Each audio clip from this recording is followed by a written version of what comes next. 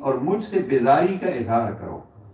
فَأَمَّا السَّبُّ فَسَبُّونِي، عجب ہے غربت جناب انبیاء علیہ السلام۔ ماں فرماتے ہیں جہاں تک برا کہنے کا تعلق ہے مجھے برا کہہ لینا، یہ ہے جناب انبیاء علیہ السلام کا، یا یوں کہیے کہ اگر جہاں تک گالیاں دینے کا مقصد ہے تو مجھے گالی دے دینا۔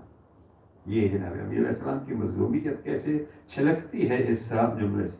فَإِنَّهُ لِي زَكَاةٌ وَلَكُمْ نَجَاتٌ، اس لیے کہ مجھے برا کہہ لینے سے یہ میرا کچھ کام تو نہیں ہوگا، یہ میرے لیے زکوٰۃ ہو جائے گی، آپ کے لیے نجات ہو جائے گی۔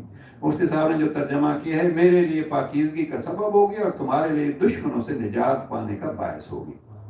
وَأَمَّا الْبَرَاءَةُ، یہ ذرا جملہ سنیے کہ مجھ سے بیزاری کا اظہار تمام فرماتے، أَمَّا الْبَرَاءَةُ فَلَا تَتَبَرَّؤُ مِنِّي، خبردار رہا جب وہ کہے کہ مجھ سے بیزاری اختیار کرو تو اس میں کوئی لچک پیدا نہ کرنا، اس لیے کہ میں